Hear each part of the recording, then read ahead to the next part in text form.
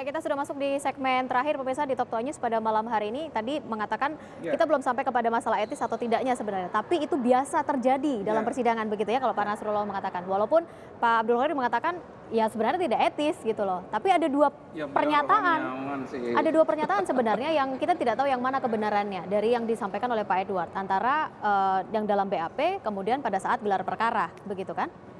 Saya mau ke saksi-saksi dulu. Baik, silakan.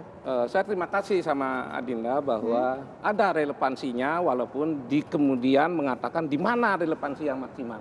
Relevansi terhadap kasus ini begitu kan? Terhadap kasus ini. Iya. Saya ingin menggarisbawahi tidak ada unsur kesengajaan dan niat yang terbukti. Kalau hanya dengan sebuah pidato lalu orang dituduh menodai agama.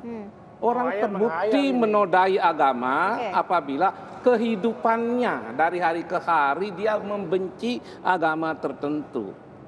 Nah, untuk membuktikan Pak Basuki tidak membenci ulama atau agama tertentu, kita hadirkan saksi-saksi itu. Dan syukur alhamdulillah bahwa dua saksi itu menjelaskan bagaimana Pak Basuki mencintai umat Islam, mencintai program-programnya, mencintai ajarannya, saudaranya yang muslim. Nah, itu yang dijelaskan oleh dua saksi sehingga kami yakin sekarang bahwa masyarakat sudah positif pandangannya kepada Pak Basuki. Tidak mungkin dia punya pikiran untuk menodai agama. Tidak mungkin dia ingin menyerang ulama. Bodoh kalau seorang gubernur di mana mayoritasnya muslim lalu dia menyerang muslim. Tidak masuk akal. Yang terjadi ini cuma rekayasa saja. Pak Abdul Khoir, ini dari mana dasarnya dikatakan bahwa Ahok itu mencintai Islam? Ahok ini non muslim, tidak akan mungkin yang namanya non muslim mencintai Islam. Islam itu dicintai oleh umatnya, begitu pun agama lain dicintai oleh umatnya. Ternyata Ahok ini tidak sesuai dengan apa yang dikatakan oleh Pak Nyoman. Masjid yang dibangun di balai kota, masjid yang dirobohkan juga banyak. Dirobohkan untuk yang takbiran mana itu? Dilarang, korban dilarang. Kalau membangun perbaiki bukan merobohkan. Ya kalau dibangun itu uang negara bukan uang pribadinya. Iya, tapi bukan merusak. Siapapun bisa jadi membangun. Yang jelas Ahok ini sudah ada unsur mensreanya. Jadi kalau dibilang tidak ada unsur mensrea itu penyesatan. Mensrea itu dihitung, dilihat dari aktus serius perbuatannya. Ahok telah berkali-kali. Berarti ada makna simbolik yang sebelumnya ada dalam internal forumnya kemudian direlasiokan, dijadikan ke dalam tata laku dia. Saksi fakta atau ahli? Saya ahli, saya bukan saksi fakta. Tidak ada saksi tapi dalam teori ini Pak Wayan tidak tahu teori. Ada hukum itu teori makna simbolik. Pak Abdul Khoir, tidak bisa. Jangan bilang nggak tahu teori. Saya ada makna simbolik. Saya lebih banyak baca literatur. Dulu belajar hukum dari Anda. Hukum yang dulu beda hukum yang sekarang. Catatan penting yang zaman dulu beda hukum yang sekarang. dengan persidangan kita kali ini. Nggak bisa. Nanti kalau saya uji kemampuan hukumnya tahu kalah nanti kita debat aja. Masing-masing bikin makalah. Kita berdebat. Kapan kita berdebat ngomong di TV. Pak Wayan, Pak Sekarang saya hati-hati ngomong di TV begitu. Nggak boleh begitu. Pasal 156A ya. Kan kita berkali-kali saya sudah jelaskan sejarah pembentukannya. Pasal 156A 156 ini ada dua huruf, dua kaidah yang mengatur. Satu yang diatur dalam pasal 156A, satu lagi kaidah yang diatur dalam pasal 156B. Nah, pasal 156A di rumusan awal kalimat ada kata dengan sengaja. Dengan sengaja itu dalam teori punya tiga pengertian. Dengan sengaja tapi dimaksudkan. Nah, misalnya saya memasukkan racun dalam gelas air minum saya. Air minum kamu. Saya maksudkan memang membunuh. Ada satu lagi dengan sengaja dengan kemungkinan kepastian. Ada dengan kepastian. Saya tahu di sana ada berapa orang yang duduk, ada 4 orang. Saya kasih kue, dalam kue itu saya isi racun, tapi sebenarnya saya ingin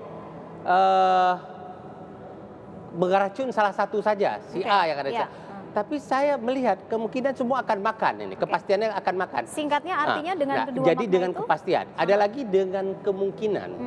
Saya ingin meracun tikus yang tiap hari makan makanan saya. Di meja makan saya malamnya saya isi racun tikus. Nah, Tapi sebenarnya tidak niat mau meracun manusia. Malamnya ada anak saya, ada makan makanan itu. Ya. Tapi itu dengan kemungkinan, ya. Nah, oleh karena itu tetap sengaja. Nah, dalam kes Pak Ahok ini karena yang didakwa adalah pasal 156 huruf A, maka di huruf A itu tidak ada kata-kata dengan maksud.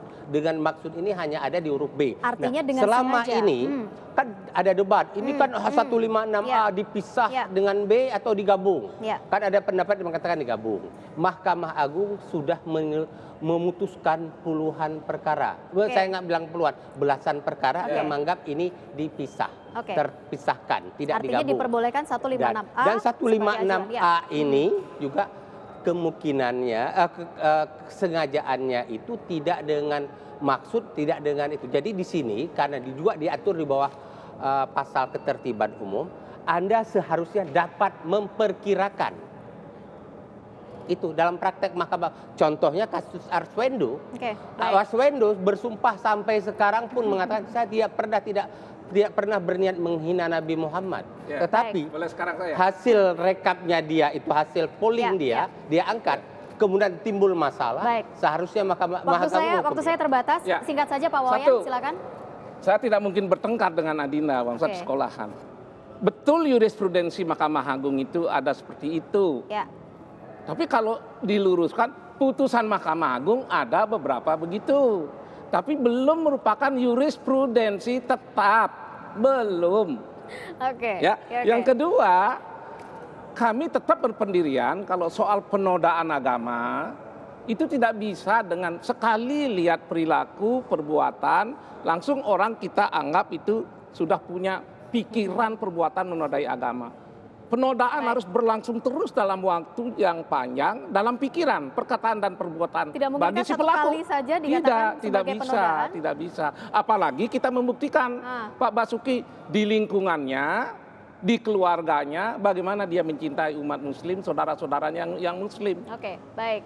Walaupun ada ketidaksepakatan sebenarnya dari Pak Abdul Khoir begitu ya. Ada yang mau sampaikan sebelum saya tutup? Tidak mencintai Islam, sangat tidak mencintai umat Muslim. Yang jelas Ahok ini telah menimbulkan kegaduhan, telah menghina Al-Quran. Sudah jelas itu, dibohongi, dibodohin. Al-Quran itu bisa menjadi sumber kebohongan, Al-Quran bisa menjadi alat kebohongan. Dua-duanya ini adalah penodaan. Kata orang, jangan percaya orang, itu umum jamak siapa saja, bukan hanya Bapak-bapak, satu orang. saya harus akhiri perbincangan kita pada malam hari ini begitu ya, karena sulit sekali mempertemukan titik temu antara pihak kuasa hukum. Baik, di luar ini nanti mungkin kita bisa di kelas. Perbincangan ini atau persidangan ini masih akan terus berlangsung begitu ya, masih ada saksi dan juga ahli lainnya yang akan dihadirkan begitu ya. Dan kita hargai proses persidangan itu. Kita hargai sama-sama proses persidangan yang masih berlangsung. Terima kasih untuk Anda pemirsa yang sudah menyaksikan Talk to Ais pada malam hari ini. Kita nantikan seperti apa kelanjutan dari sidang dugaan kasus penistaan agama dengan terdakwa Basuki Cahayapurnama. Saya Rizka Indah pamit, selamat malam. Salam dulu. Salam dulu.